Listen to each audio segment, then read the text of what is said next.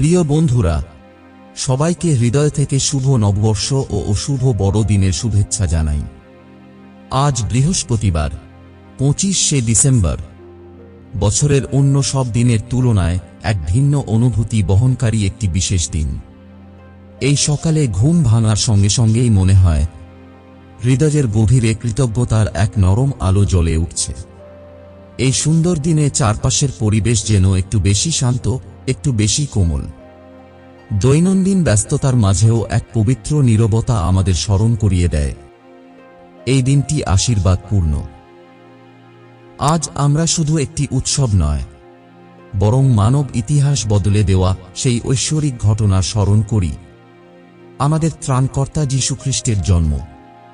তিনি ভাঙা হৃদয়ের জন্য আশা, অন্ধকারের জন্য আলো এবং ক্লান্ত আত্মার জন্য শক্তি নিয়ে এসেছিলেন। এই বড় দিনের সকালে প্রিয়জনদের সঙ্গে হোক বা নীরব একাকিত্বে, একটু থামুন, গভীর শ্বাস নিন এবং এই মুহূর্তের আশীর্বাদকে গ্রহণ করুন। বড়দিন আমাদের স্মরণ করিয়ে দেয় ঈশ্বরের বিনয়ী, নীরব ও অসীম ভালোবাসার কথা। আসুন এই দিনে খোঁজে ঈশ্বরের অনুগ্রহ ও ভালোবাসাকে আমাদের জীবনে স্বাগত জানাই।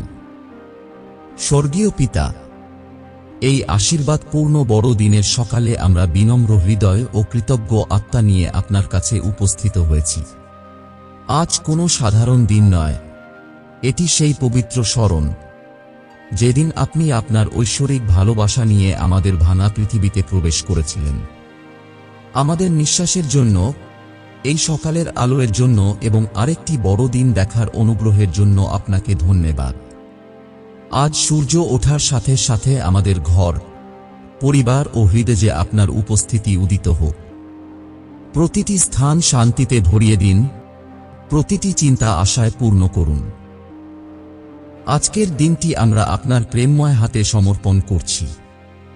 বড়দিন যেন কেবল একটি উৎসব না হয়, আপনার সাথে এক পবিত্র সাক্ষাতে পরিণত হয়।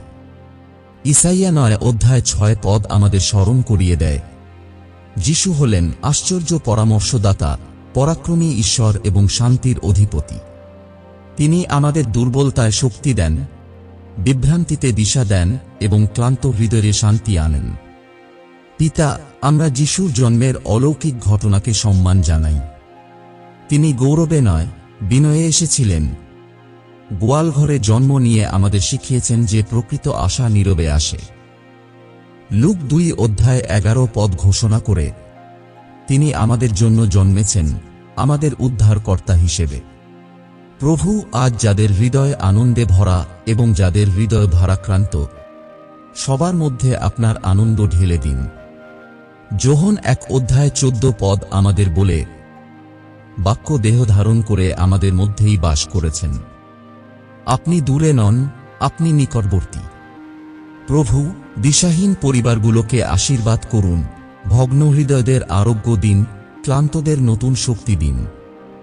গীতসংহিতা 147:3 অনুযায়ী আপনি ভগ্ন হৃদয়দের সুস্থ করেন। এই বড় দিনের আলো সারা বছর আমাদের পথ দেখাক। নীতিবচন 3:5 অনুযায়ী আমরা আপনাতে ভরসা রাখি। যিশুর শক্তিশালী নামে প্রার্থনা করি।